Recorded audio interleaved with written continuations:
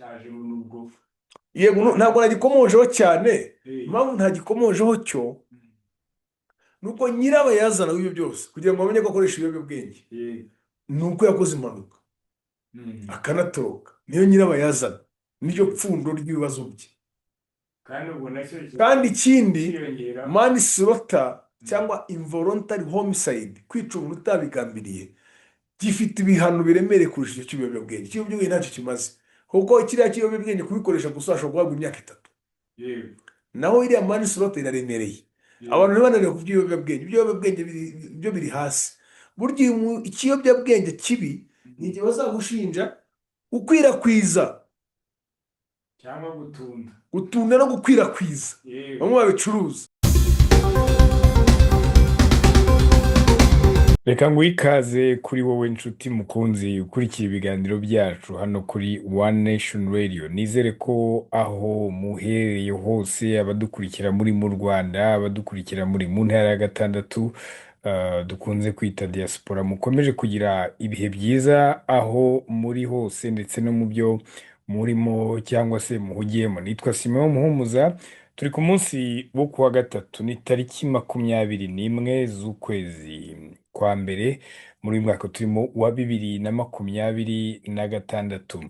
Iminsi ibaye 31, kubera ko ku itariki nk'iyi ariko mu kwezi gushize ko mu mwaka ushize wa 2025, ukwezi gushize kwa 12, nibwo umusore ariko kandi n'umugabo witwa abenshi bamenye ku izina rya DJ Toxic, uyu amazina ye nyayo ubundi yitwa Shema Arnaud de Boucher.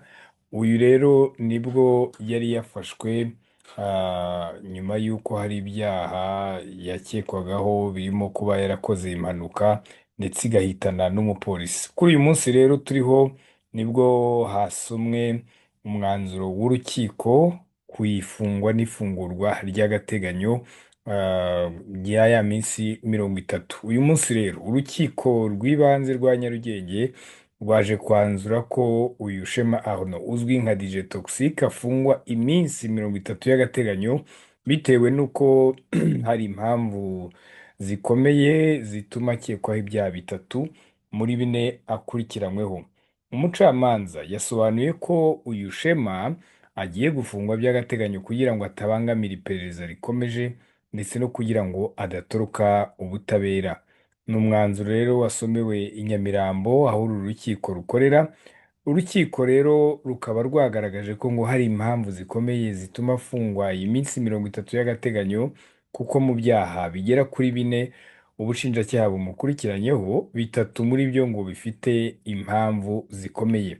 Mu iburanisha ryari ryabaye ku itariki ya 14 z'uku kwezi turimo kwa mbere, ubushinjacyaha bwagaragaje ko uyu Shema Arnaud alias DJ Toxic bumukurikiranyeho icyaha cy'ubwicanyi budaturutse ku bushake, guhunga nyuma yo gukora cyangwa guteza impanuka, gukoresha ibiyobyabwenge cyangwa urusobe rwabyo, ndetse no kwanga gupimishwa icyuma gipima ingano ya alcohol mu mubiri. Icyo gihe rero Shema yaburanye yemera icyaha cy'ubwicanyi budaturutse ku bushake ndetse n'icyaha cyo guhunga ni nyuma yo gukora cyangwa guteza impanuka, gusa agaragaza ko yabitewe n'ubwoba, ibi bigatuma ahita ahungira ku nshuti ye i Karongi. Urukiko rero rwagaragaje ko nyuma yo gusuzuma ibyo byaha byose ubushinjacyaha bwagaragaje, basanze koko ngo hari impamvu zikomeye zituma bikurikiranwaho uretse icyo kwanga gupimwa n'icyuma gipima ingano ya alcohol mu mubiri. Urukiko rwagaragaje ko nta bimenyetso bifatika bigaragaza ko DJ Toxic yanze gupimishwa icyo cyuma gipima ingano ya alcohol mu mubiri, kuko aho yafatiwe i Karongi nta kintu ngo na kimwe yigeze yanga mu byo yasabwe. Rwasobanuye ko kuba hari amashusho agaragaza ko yari yanyoye ibisindisha mu nzu y'imyidagaduro ya Kigali Universe na mbere yo gukora impanuka, nta kigaragaza ko yari yarengeje igipimo cya alcohol cyemewe ku muntu utwaye ikinyabiziga, bityo ko nta mpamvu zikomeye zituma akurikiranwaho icyo cyaha. Naho ku cyaha cyo gukoresha ibiyobyabwenge cyangwa urusobe rwabyo, urukiko rwasobanuye ko hari impamvu zikomeye zituma akomeza kugikurikiranwaho, kuko ngo hari inyandiko y'urwego rw'ubugenzacyaha Shema yashyizeho umukono yiyemerera ko yakoreshaga ibiyobyabwenge. Ikindi ni uko mu iperereza ryakozwe hari ibiyobyabwenge ngo byasanzwe mu rugo rungana n'amagarama abiri. Ubwo ni urugo abenshi muzi ku izina ry'urumogi, bityo rutesha agaciro impamvu yatangaga agaragaza ko ibyo biyobyabwenge atazi uko byageze iwe. Ndetse kuri icyo cyaha rwatesheje agaciro izindi mpamvu zatangwaga n'abamwunganira mu mategeko z'uko hari isuzuma yakorewe ritaragaragaza niba mu maraso ye harimo ingano y'ibiyobyabwenge igize icyaha, kuko ibyo ngo bidakuraho ko yabyemereye nubwo we avuga ko atabyemeye ku bushake bwe. Urukiko rero rwagaragaje ko rushingiye kuri izo mpamvu zose rutegetse ko Shema afungwa iminsi 30 y'agateganyo, agafungirwa mu igororero rya Nyarugenge riri i Mageragere. Impamvu rero urukiko rwagaragaje ni uburemere bw'ibyaha akurikiranyweho, ku buryo hari impungenge ko aburanye adafunzwe ngo ashobora gutoroka ubutabera, ndetse no kuba yarafatiwe i Karongi ibyo akurikiranyweho byabereye i Kigali kandi agafatwa atishyikirije ubutabera. Nyuma rero y'icyo cyemezo, Shema Arnaud yemerewe iminsi igera kuri 5 yo kukijuririra, ndetse ubwo ni ukuza kwitega icyo wenda ashobora kuza kubikoraho niba yajurira. Gusa mwibutse ko nk'uko natangiye mbikubwira, yari yatawe muri yombi ku itariki ya 21 z'ukwezi kwa 12 muri uyu mwaka duteye umugongo wa 2025, ni nyuma y'uko imodoka yari atwaye igongeye umupolisi ahazwi nko kuri peyaje mu mujyi wa Kigali, ndetse agahita anitaba Imana. Nyuma yo kumenya iby'aya makuru, nagerageje kwegera umwe mu banyamategeko yitwa Maître Habumugisha Innocent, maze ambwira byinshi mu busesenguzi bwe kuri iki cyemezo cy'urukiko. Reka mukurikire ikiganiro twagiranye. ntabwo test mete iyi nkuru yakiriye ute? Abenshi ngira ngo iyi nkuru ntabwo ko yagarutsweho cyane, bamwe bati ntabwo yari akwiye kuba amanuka, abandi bati yari abikwiriye bitewe n'uko yitwaye. ngira ngo warabikurikiye iby'urubanza rwe. Ahawe iminsi 30 y'agateganyo, bisobanura iki? Ubwo n'ubundi nk'umunyamategeko uragenda udufasha no kubisesengura. Iki bivuze, ubyakiriye ute, cyangwa wowe prediction zawe zari zihe? Prediction zanjye nuko nabibona ko ari burya iminsi 30 bihita byigaragaza. Yeah. Buriya iminsi 30 cya mbere ishingiraho gikomeye kurusha ibindi byose abantu batazi Yeah. uburemere bw'icyaha ukurikiranwaho. Mm. Ntabwo waba wishe umuntu ukurikirana uri hanze, Yeah. ntabwo waba wafashe umwana ku ngufu child deformed ukurikirana uri hanze, Yeah. ntabwo waba wacuruje urumogi no kurukwirakwiza ukurikirana uri hanze, Mm. ntabwo waba watanze ruswa wafatiwe mu byaha bya ruswa ukurikirana uri hanze. Mm. Uburemere bw'ibyo byaha, ibyo bita felony offenses, Mm. ibyaha by'ubugome, Yeah. ntabwo wakurikirana uri hanze. Mm. Ikindi cya kabiri, ku rubanza rwa toxique cyangwa se ku bibazo toxique yahuye nabyo, Mm. ubundi arashinjwa mu byaha ashinjwa Mm. ni kwica umuntu utabigambiriye. Ubwo mu cyongereza nicyo bita manslaughter cyangwa se involuntary homicide. Yeah. Involuntary homicide rero n'ubundi waba mwishe, aho bitandukanye no kwica umuntu wabigambiriye nuko kimwe ufungwa burundu, ikindi ushobora gufungwa mu buryo bworoheje nk'imyaka 25 cyangwa 20. Mm. Rero toxique hari amakosa yakoze agikora impanuka. Mm. Wenda bamwe bagiye bagaruka ariko tugarukamo gato kugira ngo twinjire neza mu byo warumbajije. Yeah. Icya mbere cyo kuba ari DJ, kuba akiri mu muhanda ziriya saha ntabwo bitangaje, kuko aba DJ benshi bakora mu mabuwate ya nijoro. Yeah. Ubwo nibwo yavuye mu kazi atashye agiye kuryama kugira ngo n'ubundi ku mugoroba aze kujya gucuranga. Yeah. Ntekereza ariyo mpamvu ikomeye yari ari mu muhanda ziriya saha Saa 11 zo mu saa gitondo. 1 za mu gitondo. Mm. Gusanga umupolisi akamugonga, ntabwo yari yagambiriye ko ari bugonga umupolisi. Sintekereza ko ari umuntu wakwica umupolisi abishaka, ari nayo mpamvu bamuhaye manslaughter, Yeah. involuntary homicide. Yeah. Ariko ikosa yakoze buriya wakoze n'impanuka, ubundi ukoze impanuka wemerewe kwijyana kuri polisi ukiripotinga Mm. kugira ngo habeho icyo kwita protecting you from mob psychology. Yeah. Mob psychology ni cyagihe abaturage bashobora kubona ugonze umupolisi bagahita baza uteruye ibuye, uteruye isuka, uteruye ifuni, bakagukubita ugapfa yego, cyangwa bagakomeza bakwangiza. Imwe mu mpamvu rero wihutira kuri polisi ni ukugira ngo banagushyire muri mabusu, muri kasho, uba ubaye protected. Burya ubundi bagakwiye kuba urimo nk'amasaha 48, imitima yawe ntiyamara guhora bakakurekura. Kuko abantu bashobora barakavuga bati atwiciye umupolisi, atwiciye umupolisi. Mu by'ukuri nanjye mbonye uri kugonga umupolisi ntabwo wancika, kereka nanjye ungonze cyangwa ufite imbunda. Iyo niyo reality. Ntabwo wagonga umupolisi mu ngendane, ntiwancika. yego, So iryo ni ryo kosa ryari irya mbere, kwiruka. Ikosa rya kabiri yakoze, aho byakagenza gutyo wenda ngo aniruka apfe no kujya niyo bahamusange, asohoka muri Kigali Karongi. yego, Bivuze ngo n'imbere y'umucamanza nta cyizere yamugirira ko anamurekuye yakwicara hanze, n'ubundi ashobora gutoroka akajya ahandi hantu. yego. Ariyo mpamvu agomba kubira iminsi 30. So Tekereza ko yajya kwirega ko agonze umupolisi byari kiriya ntabwo cyari icyaha gikomeye, n'impanuka. yego, Kuko togisike nta hantu yarazanye n'uriya mupolisi. mm, Aba bapolisi tugira mu Rwanda, aba bambara iniforume, kuko abana batambara iniforume bamaneko ntiwabamenyamo. yego, Ariko abambara iniforume nta kindi kintu tuba dupfana nabo uretse kumubona ngo yambaye iniforume, mu mutwe wawe hagahita hazamo iki, uriya n'ushinzwe kumenyera umutekano wanjye n'ibintu byanjye. yego, Iyo umubonye nicyo utekereza. Niyo mpamvu niyo ubonye n'umupolisi wo mu muhanda, ikiza mu mutwe wawe arindiye umutekano wanjye mu muhanda n'abandi bapedesitiyani bagenzi banjye. yego, Niyo mpamvu kuba yaramubonye yaramaze kumugonga, yari kujya kuri polisi. Burya aho ziri porosidire zoroheje iyo yipotinze, uno wese umuntu yagonze umuntu agapfugira ngo ntibamufunga akaburana, ngira ngo arabibishyize mu 600 kwishyura kuri banki. yego, Waba utayafite hari amezi ujya gufungwa, yego, ntabwo babikomeza cyane. Uriya rero icyabikomeje ni ukwiruka, mm, niho byapfiriye. Noneho akajya Karongi agahunga. yego, Burya iyo adahunga ibi byose ntibiba biri kuba. mm, Nubwo yaragonze umupolisi ari mu kazi, yego, ariko n'undi, burya umuntu utwaye imodoka n'umupolisi wo mu muhanda hari isano baba bafitanye. yego, Ni abafatanyabikorwa. yego, Kuriya mupolisi ntiyakoresha, uriya mupolisi ntiyakora mu muhanda imodoka zidahari. yego, N'abariya abantu bo mu muhanda bakoresha umuhanda, batwara imodoka n'amamoto n'ibindi, nabo ntibagira umutekano w'umuhanda bariya bapolisi badahari.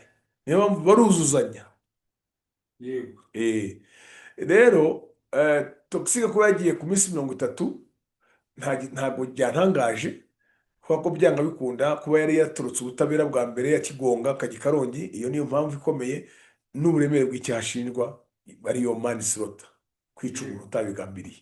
yego. Eh, Hari n'ababihuza rero nuko yaburanye uburyo yaburanyemo, bati ntabwo yari straight cyane, uburyo yasubizagamo umucamanza amubwira ati yongera ijwi, wagasubiza ati icyo utumvise ni iki, bakavuga bati n'uburyo yabyitwayemo niwe ushobora kuba yizize.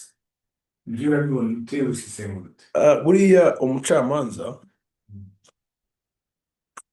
iyo ari kuburanisha urubanza aba ameze nk'umudogiteri uri kuvura umurwayi, kuvura umusazi. yego, Burya umuganga uvura umusazi amuvura yiteguye ko isari yose yamukubita n'umugeri cyangwa n'ikofe. yego, Iyo uri kuburanisha urubanza rero, uri umucamanza anyura mu bintu byinshi. Aburanisha abantu bishe abantu, aburanisha ibisambo, ibinyamitwe n'ibindi byose. yego, Bivuze ngo aburanisha ubundi umucamanza ahura n'umuntu utishimye, uri frustrated, kuko ntabwo wakwishima uzi ko ushobora kuba ugiye kujya imageragere, yego, kandi uzi ko umuntu muhagararanye afite ububasha bwo kuvuga ngo itahire cyangwa se ndakujyana imageragere. Biriya rero umucamanza agera kubyihanganira, ariko kuvuga ko umucamanza ategetswe gukora mu buryo buri profession, icyo bita impartiality y'umucamanza n'ubushishozi bwinshi. yego, Ibyo ngibyo ntabwo abishingiraho ngo yambwiye nabi. Izo ntabwo ziza mu mpamvu nkomezacyaha, icyo bita impamvu nkomezacyaha. yego. Impamvu nkomezacyaha ya mbere ni uko yagonze akiruka. Ariko niwe ngira ngo urabizi ko bagiye kuhasaka bahasanga ibiyobyabwenge. Ntabwo ibyo biyobyabwenge iminsi amaze afunze, igihe yakoreye impanuka ntiyari imbere ya Noheli ahari. Yego, Uyu munsi turenda kumara ukwezi Noheli irangiye, ntabwo ibyo biyobyabwenge biba bikiri mu mutwe ku buryo byamukoresha muri ubwo buryo. buriya Baba bakavuga bakibisize. bati mu bitumye nanone amanuka n'icyo cyaha nacyo cyajemo nubwo. yego ntabwo nagikomojeho cyane. Eh, impamvu ntagikomojeho cyo ni uko nyirabayazana w'ibyo byose kugira ngo bamenye ko akoresha ibiyobyabwenge eh, ni uko yakoze impanuka mm. akanatoroka. niyo nyirabayazana, niryo pfundo ry'ibibazo bye. kandi ubwo nacyo kandi ikindi, cyiyongera. manslaughter cyangwa involuntary homicide, kwica umuntu utabigambiriye, gifite ibihano biremereye kurusha icyo cy'ibiyobyabwenge. Ikiyobyabwenge ntacyo kimaze, kuko kiriya kiyobyabwenge kubikoresha gusa ashobora guhabwa imyaka 3, Yego, naho iriya manslaughter iraremereye. yego, abantu ntibananiwe ku by'ibiyobyabwenge. Ibiyobyabwenge byo biri hasi. burya ikiyobyabwenge kibi ni igihe bazagushinja gukwirakwiza, cyangwa gutunda. gutunda no gukwirakwiza. Yego, bamwe babicuruza. yego, uriya hari igihe bakubita burundu cya 25 imyaka 25, yego, ariko gufata agabure kamwe. hari n'igihe bakujyana mu igororero, umuntu uzana ko muri rehab, muri rehab. Yego, kuko babona acyari mutoya, aracyafite future, reka ntabwo ni inshuro ya mbere. tumufashe cyane n'inshuro ya mbere. Yego, cyangwa se kuvuga ngo bagupimye inkari bazisangamo, biriya ntabwo babiremereza cyane. yego, ariko bagufatana agakapu kabyo, mm, ubikuye nk'i Rubavu numva ngo niho biva, yego, ubizanye i Kigali, hariya aho barakujyana yego, nta kabuza. yego, ariko twibutse abantu, n'ibiyobyabwenge n'urwo rumogi ntabwo ari rwiza. yego, ngira amahirwe sinjya n'umwe, sinzi naho rugurishirizwa. yego. ariko no gutwara imodoka wanyweye nabyo wenda tugana ku musozo.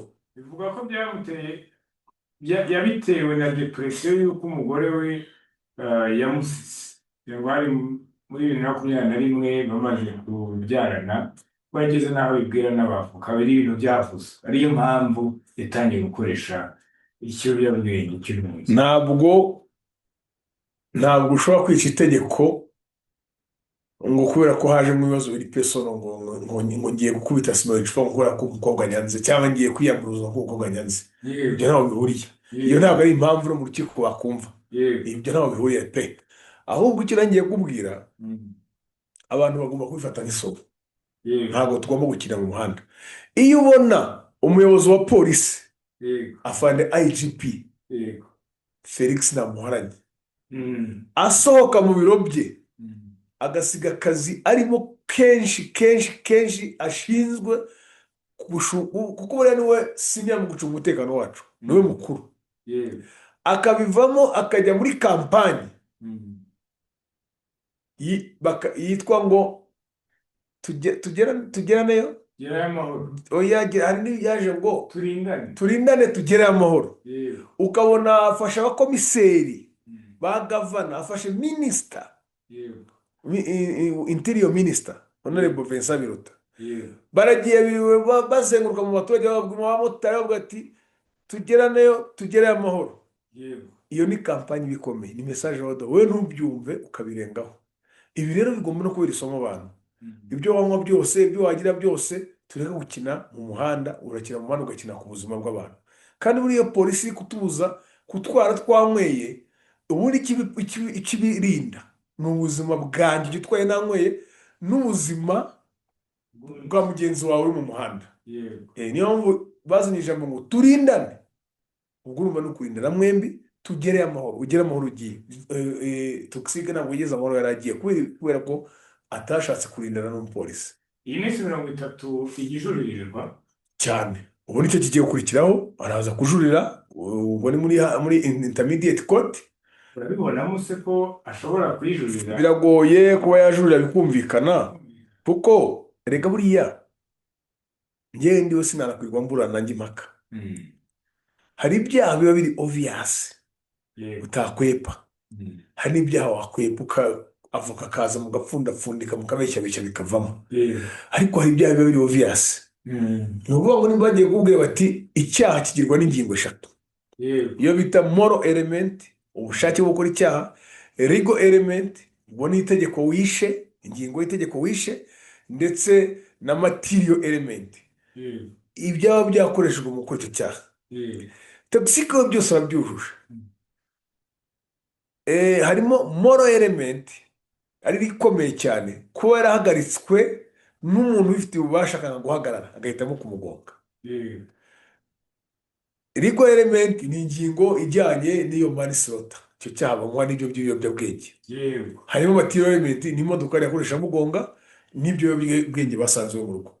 yego Ibyo rero ubundi yagakwiye gutangira kunegosiya na prosecution buriya, akajya mu cyo bita plea bargaining, yego akemera icyaha bo bakamusaba ibihano bitoya. ngibyo rero nguko uko Maître Innocent abyumva ni uko twaganiriye, ariko nawe udukurikiye ushobora kuduha igitekerezo unyuze aho hasi muri comments ukatubwira uko ubitekereza. Hanyuma ariko kandi nanagukangurira niba uri mushya kuri YouTube channel yacu hano kuri One Nation Radio, kandi subscribe ndetse no kuri iyo nzogera ya notifications kugira ngo nawe winjire mu muryango mugari w'abakurikira ibiganiro byacu. Njye nitwa Simeon Stizo Muhumuza. Reka nsoze mbifuriza gukomeza kugira ibihe byiza mu byo murimo byose n'aho muherereye hose.